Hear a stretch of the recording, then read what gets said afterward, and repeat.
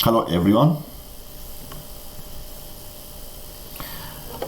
Today I'm going to show how to find angles using the unit circle and the trigonometric ratios, the trigonometric angles, the sign positive, for example, the sine, cosine, tan, whether it's positive or negative, and see how to use the unit circle to find trigonometric values.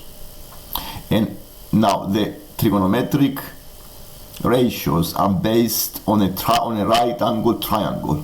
So if you see the unit circle here, is the radius of the circle is 1, and if you see the triangle, this is a brief triangle, right angle triangle that I have on the screen, is taken from the unit circle, so the hypotenuse is 1 because the hypotenuse is the radius of the circle. And if I use the angle theta, the opposite, which is let's take the sine theta. The sine theta is the opposite over hypotenuse. So if I take the opposite of the angle theta inside this triangle, then the opposite is only the y over 1. And so what it matters is only the vertical distance for the sine theta. And you may associate the sine theta with the vertical axis.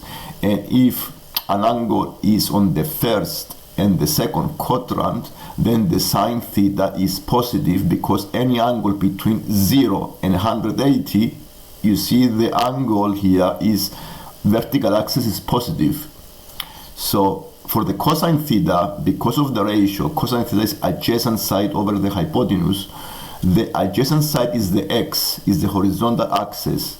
Now I take an angle using on the first quadrant. Now this triangle is taken using the first quadrant, and the first quadrant is any angle between 0 and 90.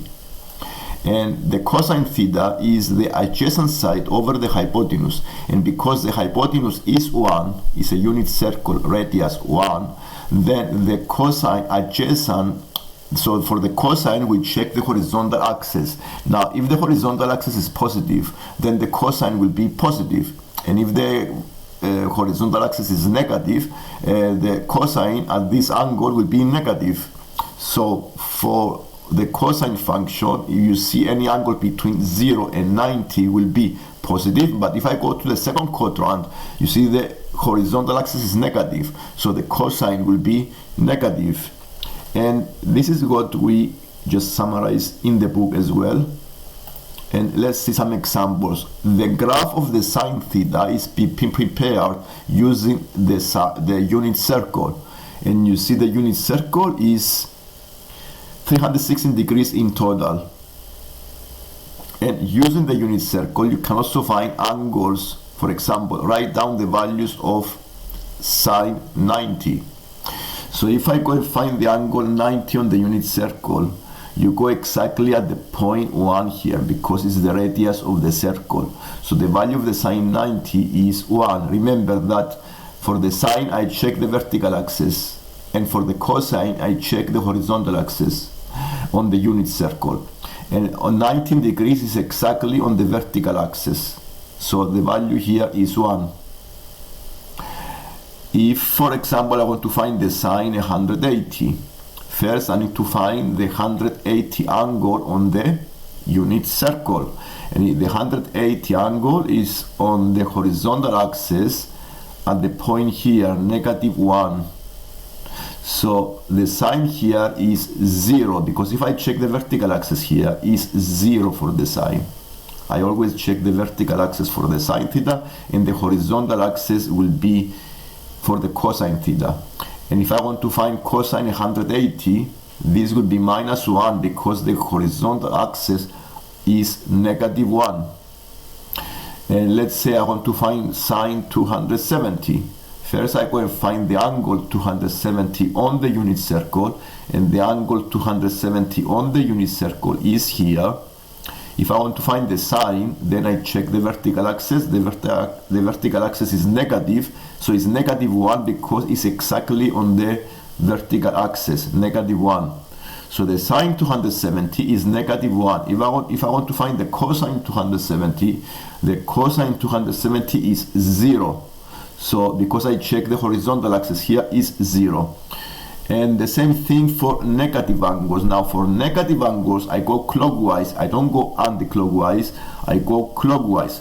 So the cosine of minus 90 is exactly the same as the cosine of 270, because minus 90 angle is the same as the plus 270. So for positive angles I go anti-clockwise, and for negative angles I go clockwise. So the minus 90 is exactly the same angle as the plus 270. So cosine of minus 90 will be exactly as the cosine of 270, and this gives you a 0 because I check the horizontal axis and it is a 0. The cosine 450, this is using some geometry. The 450 is 360, a complete turn, plus 90. So it will be on the vertical axis. Okay, so it will be the same angle as the 19 degrees. So on the 19 degrees, the cosine here is 0. On the horizontal axis is 0. So the value of the cosine is 0. For the tan theta, we may use the ratio between the two trigonometric ratios, sine theta over cosine theta, and that's how you find the tan for any angle.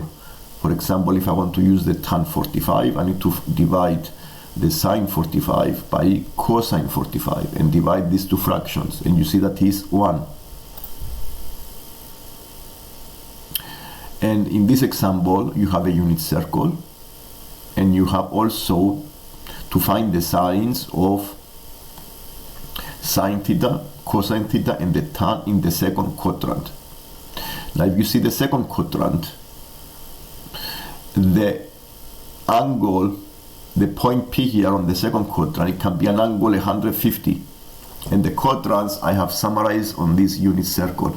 Any angle between 0 and 90, any angle between 0 and 90 is on the first quadrant. Any angle between 90 and 180, it will be on the second quadrant. Any angle between 180 and 270 will be on the third quadrant. Any angle between 270 and 360, it will be the fourth quadrant. Now, on the second quadrant can be any angle between 90 and 180, and let's say it's 150.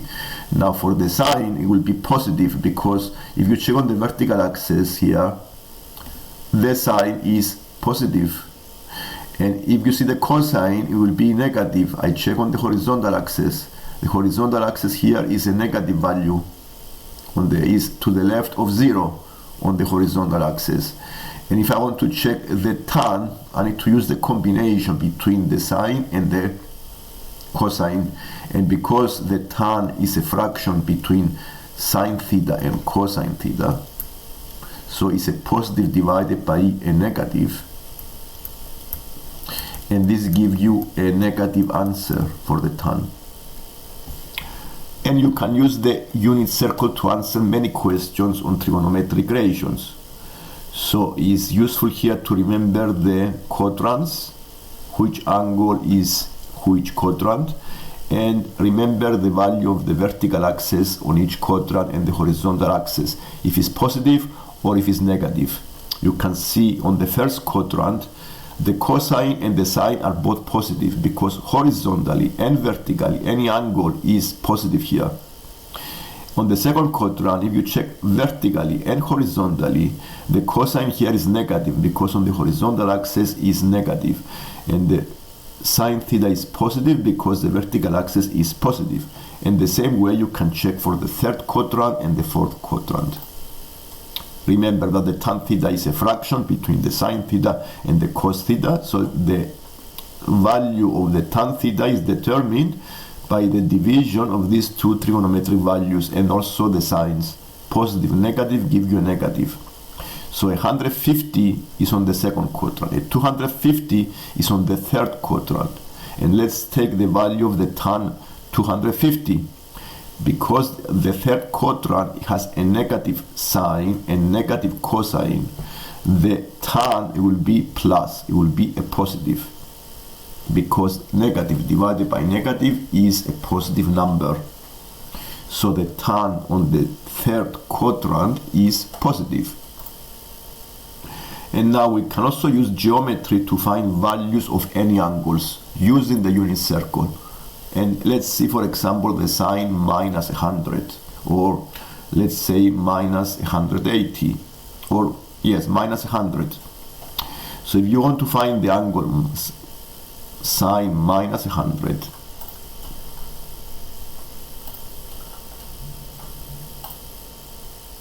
then you go to the unit circle, you draw the angle negative 100, and you see it is on the third quadrant, and you go clockwise. Okay, negative angle, you go clockwise from 0.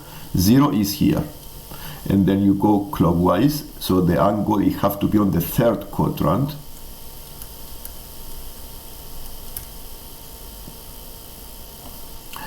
And you see the sign here is negative. Let's make it negative z. It's a number we don't know, we can make it minus z. But using the symmetry of the graph and also the angle, some geometry, if I extend this line and go to the first quadrant, because the exercise asks you to find acute angles, and acute angles are any angle between 0 and 90. So I need to find another angle which is an acute angle that has the same value as the sine of minus 100. Okay, acute angles are angles in the first quadrant. So I need to extend this line and go to the first quadrant and find what is the angle here. And using some geometry, opposite angles are equal. Okay, in geometry, opposite angles are equal. So this angle here is the same as the angle on the first quadrant, which means it's 80. So if this angle is 80, and this angle here is also 80, using the symmetry of the graph, you see the values, the z values have to be the same here, because these two triangles are congruent and can be exactly the same.